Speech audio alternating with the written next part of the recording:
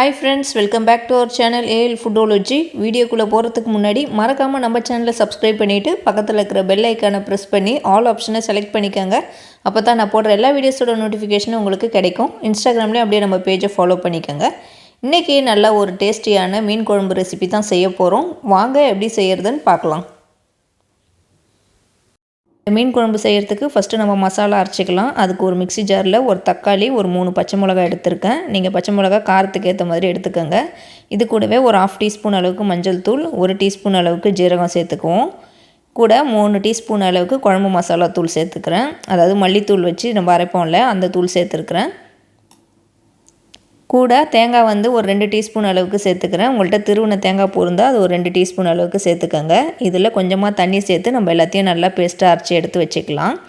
இப்போ குழம்பு செய்கிறதுக்கு ஒரு பாத்திரம் வச்சு அதை ஹீட் பண்ணிக்கிறேன். அதில் ஒரு 2 டேபிள் ஸ்பூன் அளவுக்கு நல்லெண்ணெய் சேர்த்துக்கலாம். நல்லெண்ணெய் சேர்த்து நம்ம மீன் குழம்பு வைக்கிறப்போ குழம்பு அவ்வளோ டேஸ்ட்டாக இருக்கும்.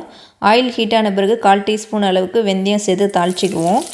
அதுக்கப்புறம் வந்து சின்ன வெங்காயம் வந்து ஒரு 150 கிராம் எடுத்துருக்கிறேன். அதை கட் பண்ணி இதில் சேர்த்துக்கிறேன். வெங்காயம் சேர்த்துட்டு நல்லா வதக்கி விட்டுக்கலாம் எண்ணெயிலேயே. வெங்காயம் நல்லா எண்ணெயிலேயே வதங்கட்டும், நல்லா கலர் மாதிரி வரட்டும். சின்ன வெங்காயம் சேர்த்து நீங்கள் மீன் குழம்பு வச்சு பாருங்கள், அவ்வளோ அருமையாக இருக்கும் குழம்பு, நல்லா டேஸ்ட்டாக இருக்கும். இப்போ இது கூட கருவேப்பிலையும் சேர்த்துக்கிறேன். வெங்காயம் நல்லா கலர் மாதிரி வந்த பிறகு நம்ம அரைச்சி வச்ச இந்த மசாலா பேஸ்ட்டை இதோட சேர்த்துக்கலாம்.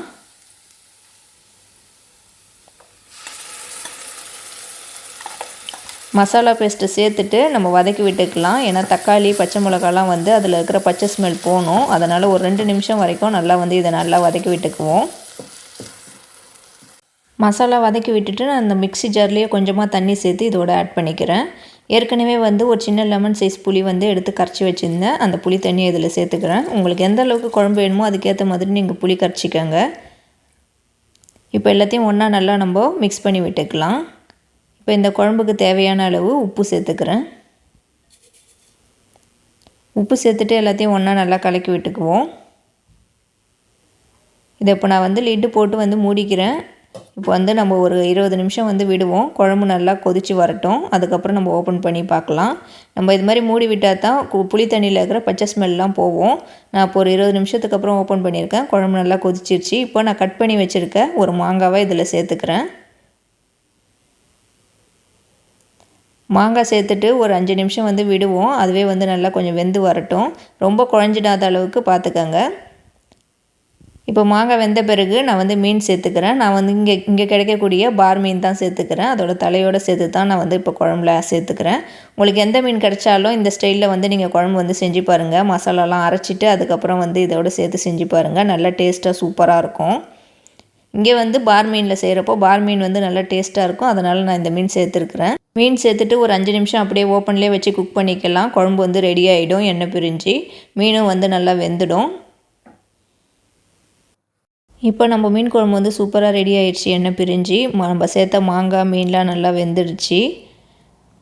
மசாலாலாம் நம்ம அரைச்சி சேர்த்துருக்கிறதுனால குழம்பு வந்து நல்லா சூப்பராக டேஸ்ட்டாக இருக்கும். இப்போ பாருங்கள், நான் ஸ்டவ் ஆஃப் பண்ணிட்ட பிறகு குழம்பு நல்லா கொஞ்சம் திக்காகிடுச்சு பாருங்கள். இப்போ இதை நான் சர்வ் பண்ணிவிட்டு காட்டுறேன். ஏற்கனவே வந்து மீன் குழம்பு ரெசிபி வீடியோ நிறைய போட்டிருக்கோம். இது வந்து இந்த மீன் குழம்பு வந்து நல்லா மசாலாலாம் அரைச்சி கொஞ்சம் டிஃப்ரெண்ட்டாக சூப்பராக இருக்கும் இந்த டேஸ்ட்டு. நீங்கள் இந்த மாதிரி மீன் குழம்பு வந்து இந்த ஸ்டைலில் செஞ்சது இல்லைன்னா கண்டிப்பாக செஞ்சு பாருங்கள். செஞ்சு பார்த்துட்டு எப்படி இருந்துச்சுன்னு கமெண்ட் பண்ணுங்கள். இந்த வீடியோ உங்களுக்கு கண்டிப்பாக பிடிச்சிருக்கும்னு நினைக்கிறேன். பிடிச்சிருந்தால் லைக் பண்ணிக்கோங்க. இந்த வீடியோவை உங்கள் ஃப்ரெண்ட்ஸ் அண்ட் ஃபேமிலிஸ்க்கும் ஷேர் பண்ணி விடுங்க. நம்ம ஏஎல் ஃபுட்டாலஜி சேனலை நிறைய பேர் சப்ஸ்கிரைப் பண்ணாமல் பார்த்துட்ருக்கீங்க. ஸோ கண்டிப்பாக வந்து சப்ஸ்கிரைப் பண்ணிவிட்டு பக்கத்தில் இருக்கிற பெல் ஐக்கானை ப்ரெஸ் பண்ணிக்கோங்க. Thank you for watching.